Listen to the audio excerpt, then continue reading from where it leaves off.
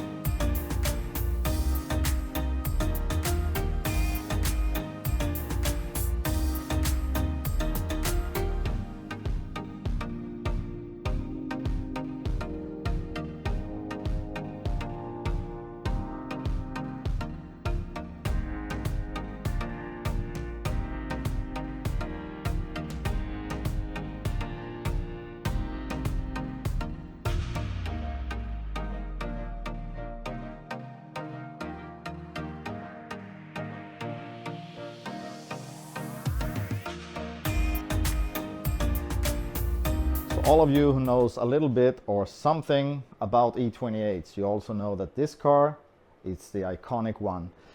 So even though this is a replica, I would say it's like 99% accurate to what the E28 M5s were. The parts, all the necessary parts are here. So anyway, what we're gonna do is we're gonna try to connect the loom, because the loom has been modified over the years to fit the round one. The C101 connector is the round type. So we need to modify it to fit a standard E28. So I know that there is aftermarket wiring harnesses to buy, and I'm investigating maybe that's the best way, so we can still disconnect and reconnect and everything. But we need to figure out what kind of connection it is for what car and in what configuration. So that's gonna be done. Yeah, I'll just crack on, because it's apart from that work, it's also getting the headlights working, the wipers, everything like the body electronics of the car. Since the space around the intake is quite limited, so I mean it's a lot of things to remove, and everything is so tight. Man, this car, really everything is built around the engine, and it's really squeezed in. So yeah, to get this off we need to disconnect all the hoses for like engine ventilation, and also the intake rubbers, along with the airflow meter and the yeah, you'll see there's more to come.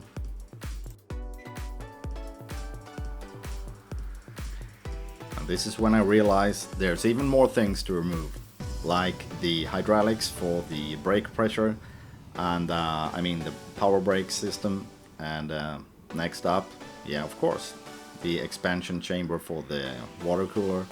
That's something as well, so that's next to be removed.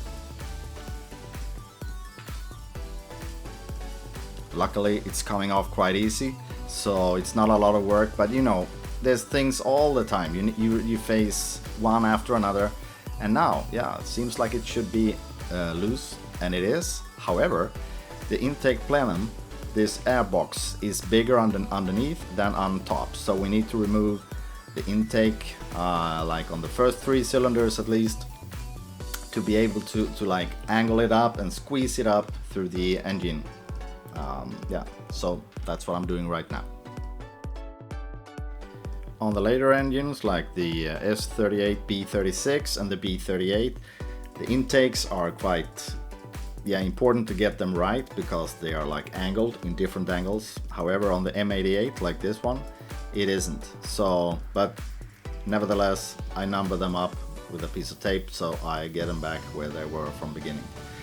So right now the intakes are out, and which makes the intake airbox possible to remove.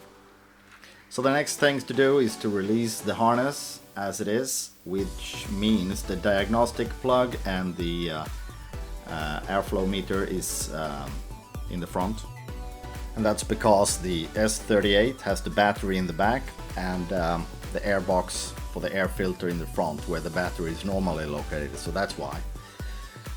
After doing that, it's about to undress the harness to identify the cable colors and to see if they match the E28 schedule. And here comes my son, Colin, visiting a little bit, seeing what Dad is doing. However, the colors doesn't match. The colors is quite unique, and it shows later that they are not really like they should be. So the work is progressing. It's about to connect the fuse box towards the engine harness, and this harness especially has been modified over the years, so it has a round connector instead of the square one, which is in the E28. So, and the colors doesn't really match, so it's about measuring all the signals, making sure the sensors out on the engine, correct ones, are located on the right pin here, so we get the right function in the car later on. So it's ongoing, but I mean, closing in on a first solution at least, so we're going to try in a while. Yeah, so now it's about to figure out where the colors end up. So I mean, the colors in the E28 harness I have in my hand does not match the harness in the car. So the harness in the car is a mix of maybe E34 and E28 over the time. It's been like a hybrid. So I measured and I marked them up as my investigation could show. And then, yeah, it's all about to trying to make a weatherproof seal with soldering them together to be able to like connect the E28 to the engine harness in the best possible way, and then give it a shot and see if we get headlights and everything working. Yeah, the things we normally have. So now the harness is soldered together, and everything is isolated and ready to go. And I mean, this connection to the engine harness and the rest of the car is really crucial, because you have on the regular M30 engines, you have on the side here on the fuse box, you have a fuel pump relay and a main relay. The main relay actually, it's very important because it actuates everything that consumes any current, like headlights and the fan inside and stuff like that. So that needs to be activated before you can do anything. On the M5, however, it's in the glove box instead of here, because normally you have the battery up here. Now you have the air box here, so it's no room for the battery, which means the battery cable is coming from behind, and on the way forward it connects to the main relay in the glove box. So this particular car has the main relay and the fuel pump relay located in the glove box near to the ECU. So anyway, it's now connected, so we're going to see if suddenly we have headlights, we have fog lights and all that kind of things, which is operated by the main relay in the long term. So let's try it. Well, what do you know? There's 3 out of 3. Not bad. Lights are working, and seems like most of the things are coming along.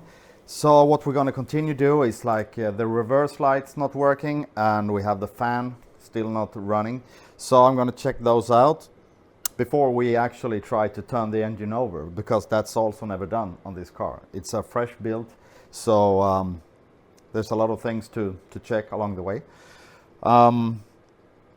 Yeah, and we're going to also check the central power locking. It doesn't work. So we're going to check everything like that, and it might be useful for other guys like you when you try to do some troubleshooting. Yeah.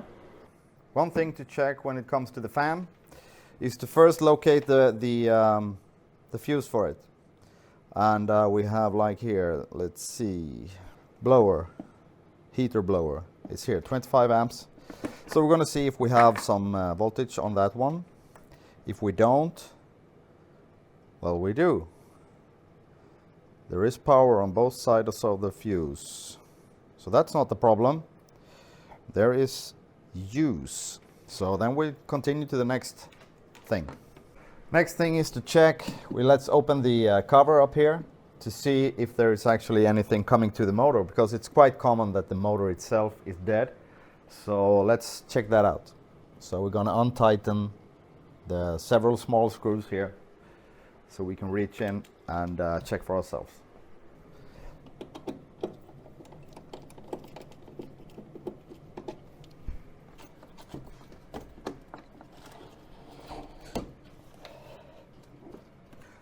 So the blower is on full speed right now, so we're gonna see here if we have any juice to it.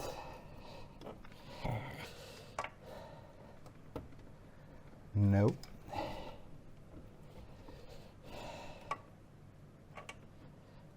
There's nothing. So one thing we can check is if there is actually any life signs in the blower motor at all. We can connect the positive to the terminal.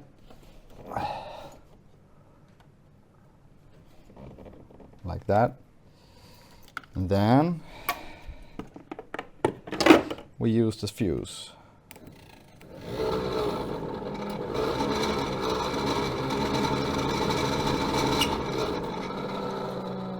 Doesn't sound beautifully, but it's at least working. So the heater is alive. Seems like it's running on all three speeds. First, second, and third. Even though the bearings are shut in the fan.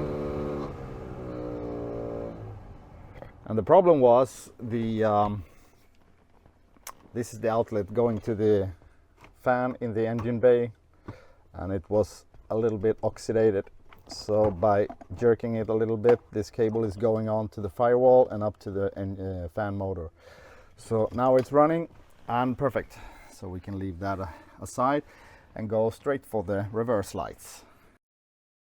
So to continue the troubleshooting with the reverse lights, it shows that the cable here going underneath the center console here to the cigarette lighter, it goes up until here about this position. Along with this one is this cable, green, white and blue, white. It should go down through the tunnel to the gearbox and up until the there's a special harness. The final the last section is a separate cable, but still should be connected here. And as you can see, it's connected internally to the harness inside the car. So this is for automatic gearbox cars. Then the reverse lights is connected here up to this plug, which is then going to the gear selector up here. But if we're not running automatic gearbox, we're going to disconnect this one here, and we're going to use same cable like it is original. However, we're going to connect another cable in this end down to the gearbox to make it work. So basically, by shorting those two out, I can make a test. I just put a screwdriver in between them and we should have reverse lights lighting up. All right? So right now I'm connecting a screwdriver between the two pins. There we go. And lights. Let there be lights.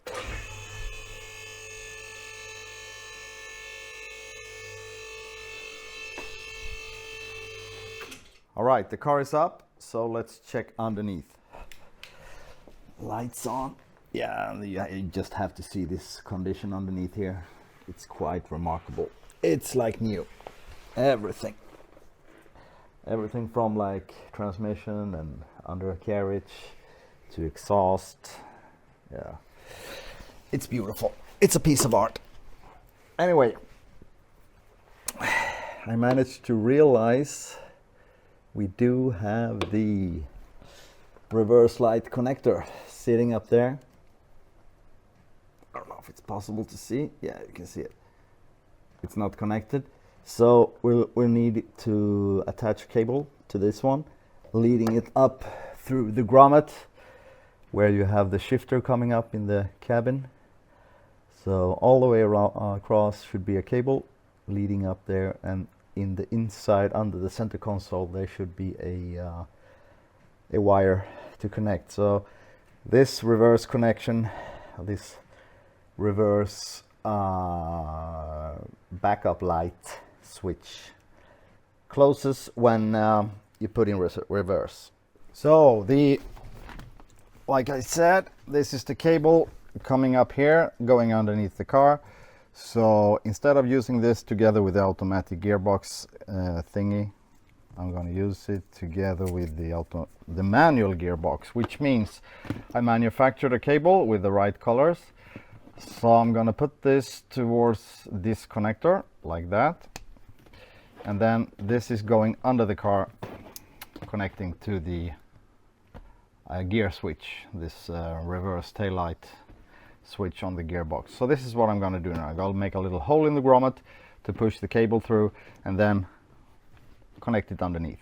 Then we should have working rear reverse lights. So we're back inside and we have the connector here. I put the center console back in place, so we have the cigarette lighter connections and the reverse light. So cable coming up from underneath, we're going to connect those two and then see what happens when I put in reverse. Shifter boots in place, so here we go. Perfect. Reverse lights working, and yeah, we're going to check the wipers and their tail lights and everything like that in the next episode. We're going to continue this project until the car is really running car.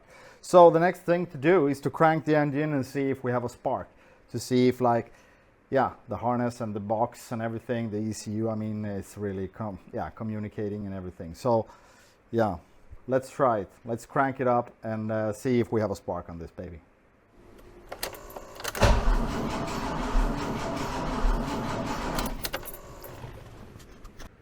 Yeah, the engine turned over. I need to tell you, this is a fully refurbished M88 3 engine, which has never been started up, so it's brand new internally. Anyway, there was no spark, and I've been checking this on and off a little bit, and I realized there is one big reason why there is no spark. There is no connections on the ignition coil, and this is really something I totally missed looking from the beginning. However, this also means that there is another few wires in the loom missing, so I need to find those wires in the loom. So I need to redo a little bit of the work and to find those cables, because they do exist on the ECU. So that's something I need to do moving forward. However, I'm not gonna do it today because there is New Year's Eve coming along, and yeah, a lot of preparation for that, of course. Some party, you know how it is. And apart from that, there is some other thing going on in the workshop. You can see I'm standing on the other side, not the same side I've been all year. So on this side of the garage, there is some big things happening. And yeah, I'm gonna show you a little bit about it in a while. So in the next few days, there will be a short episode showing a little bit about preparations for what to come. All right, and we will continue with this M5, getting it firing up and everything, but it will take some extra time, which we didn't expect. So yeah, like I said, big things to come, and in the next few days you will see what I'm talking about. So exciting times ahead. And we're going to continue this project to make sure everything is working. So yeah, that's all for today. And if you like what I'm doing, if you enjoy the video, please like, subscribe, and comment. Please comment on the videos so I can reply to you. And I love to hear your ideas and everything. So comment on this replica build, on my previous replica build. So anyway, see you in the next video.